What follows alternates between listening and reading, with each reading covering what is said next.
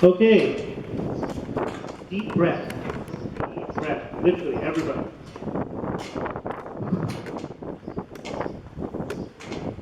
I love hearing Mr. Arena speak because I'm reminded of Spartacus, with his sword aloft.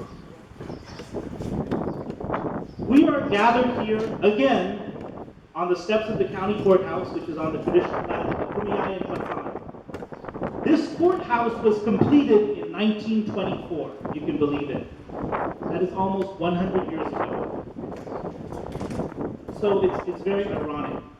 Hundreds of people walked through the courthouse doors nearly 20 years before California began segregating schools. It would take another 30 years before the Supreme Court would strike down separate political status and ground the Board of Education. It would take another 40 years before the federal government would sign hate crimes legislation into law, along with the Title IV Civil Rights Act. And here we are, nearly a century later, a century after the court was built, 40 years after the Shepard-Byrd Act, which prohibits hate crimes, gathered on the same steps of the same courthouse, advocating for the same subject, the right to simply live free from racist violence. Dante Wright was 20 years old. Adam Toledo was 13 years old. Tamir Rice was 12. 12 years old. How many times have we gathered around our dinner table and said, too young? How many times have we been here again and again and listened to the promises and speeches and platitudes from law enforcement leaders only to have the same thing happen again? We speak so often about disproportionality, it's become trite. The idea that people of color are overrepresented in the prison system, receive harsher sentences, have a higher likelihood of incarceration, despite being a minority in the population, have a higher likelihood of being victimized through sexual exploitation, and are more likely to be shot and killed by the police. Nothing new there. Now, the interesting that happened was Karen Nazario's case. Karen Nazario was the Army lieutenant who was pepper sprayed, threatened, and berated by the police for no apparent reason other than apparently pulling into a gas station. And this struck me so heavily because we had seen this before. And the person's name was Second Lieutenant Jackie Robinson, 60 years ago. Second Lieutenant Jackie Robinson in Army uniform, same exact thing. This is not new information, so we've known this for some time. So the idea that we need to raise awareness, we are past raising awareness. That's in the rear view window a long time ago. If someone doesn't understand, they either are not listening, they are willfully apathetic, or what is much more likely, they have been radicalized into affirming the institution of white supremacy. It is one of those three. We know and have known that the institutions of law enforcement in this country arose from and alongside institutions of slavery and segregation in the post-bellum United States. We call them slave patrols. We know that white privilege and racism infuses law enforcement. That doesn't mean they're all bad, but it does mean they need to own their history. And it is only recently that these institutions of law enforcement have been forced to come to grips with the racial effects of ignoring their own history. And I don't know why they're confronting that right now, because of rallies like this across the country and across the world. Rallies which force law enforcement institutions to directly confront their racist ideology, confronting it at every step, confronting gaslighting and dog whistles, and ensuring that racism and racists inside these critical institutions have nowhere to hide. No more racist posts on Facebook, no more Confederate flags on cars, no more racist patches on police uniforms. They have acted with impunity for far too long. People call it cancel culture. We call it holding racists accountable. You want to use your First Amendment right? Fine, but you better be prepared to handle the consequences. Because for the first time not the last time, we have gained ground. That image of Chauvin being led out of the courtroom in handcuffs was fresh water in the desert to many anti-racists. But we aren't done yet. We got work to do. Law enforcement institutions communicate the idea that they are the only people in the world that deal with violence. That is the biggest amount of focus. Dozens of institutions deal with physical aggression every single day. Mental health, social work, juvenile justice, healthcare.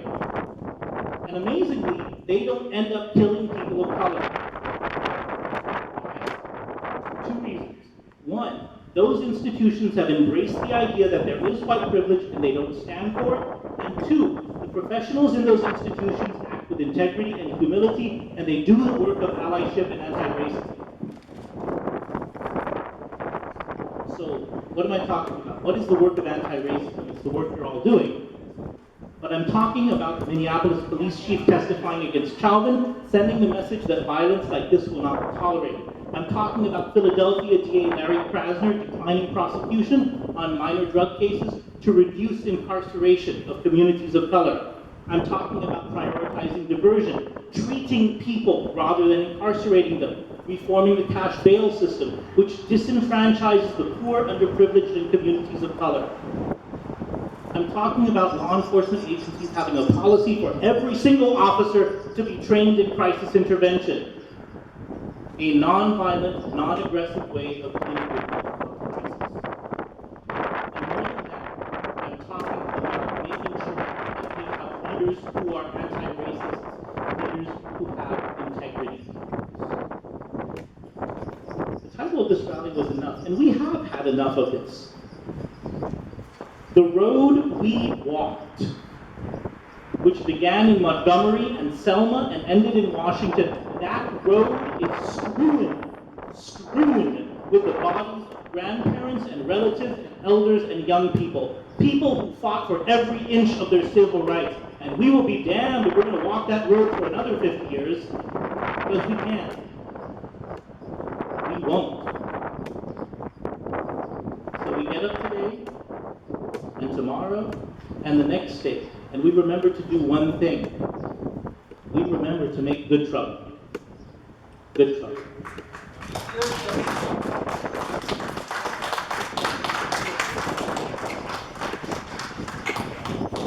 Thank you very much. Quick announcements. Number one, please do not leave.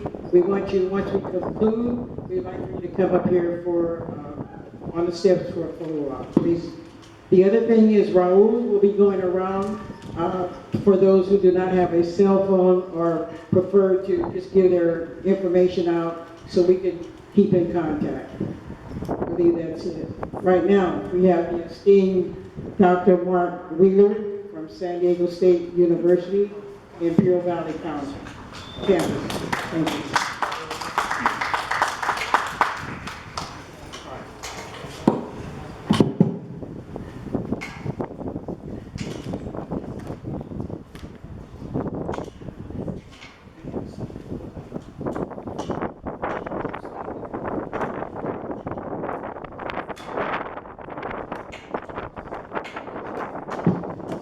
Can you hear me out there? Hello, everybody. I want to acknowledge that we're on Kumeyaw land that the Kokopah see as part of their lifeway, land that the Kitsan see as part of their lifeway. And we are here today to honor our black and brown and indigenous brothers and sisters, our beautiful and precious black and brown and indigenous brothers and sisters, many, too many of whom have been murdered by racists. Enough is enough. And there has been more than enough. According to the archives at the Tuskegee Institute, 3,446 members of the black community were lynched in the United States between 1882 and 1968. We are here today to honor them the thousands who, like Emmett Till, 14 years old, lynched in 1955 for speaking to a white woman, have suffered brutal and hateful racism, which is alive and well among white supremacists and the defenders of white power here and all around our country. Enough is enough.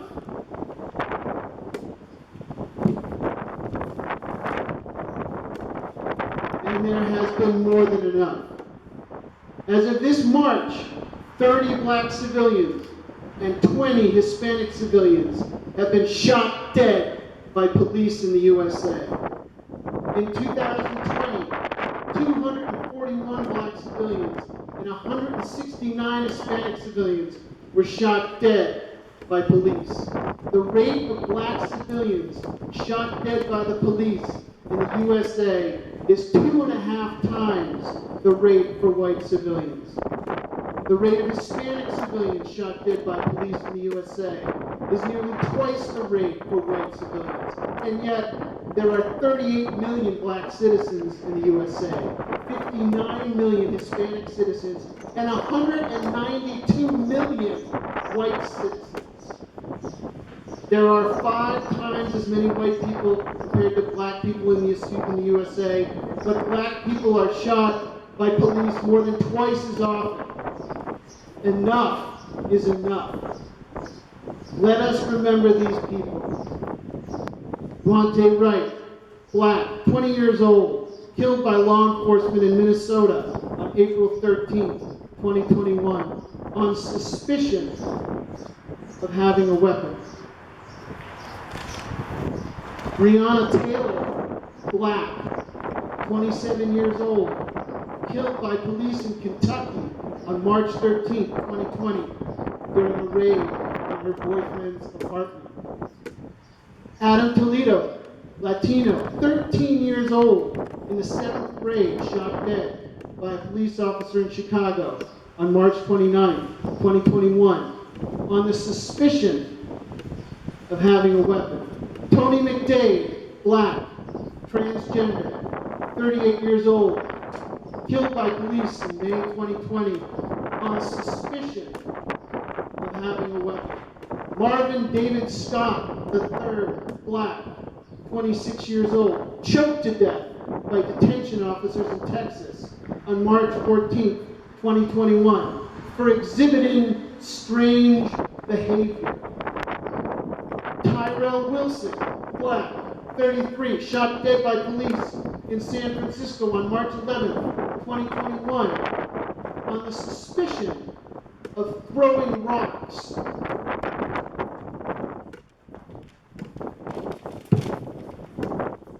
Andres Guardada, Latino, 18, shot dead by law enforcement in California on June 18, 2020, on suspicion of having a weapon. Carlos Ingram Lopez, Latino, 27 years old, killed by law enforcement April 21st, 2020, in Arizona, while in police custody. Karen Nazario, black and Latino, 27 years old, Army Second Lieutenant, brutalized by police in December 2020 after being pulled over for driving. The list goes on. Enough is enough. And there has been more than enough already. I read the news today. President Biden recognized the massacre of Armenians by the Ottoman Empire as a genocide.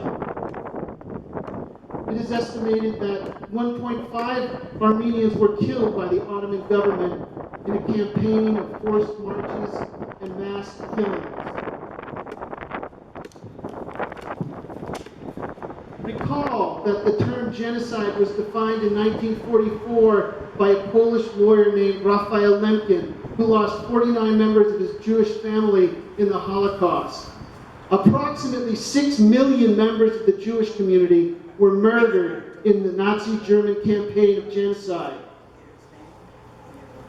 And recall that 25 million black people were kidnapped and forced into chattel slavery in the United States of America. Approximately 2 million died crossing the oceans en route to a life of slavery. Once in America, too many of these beautiful and noble black people were tortured, raped, and murdered during the time when slavery was legal in the USA. That wasn't mentioned by Biden today.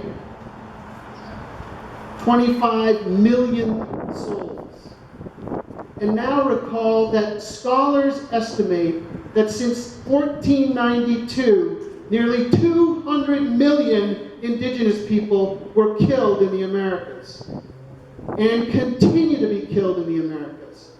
This is the largest genocidal campaign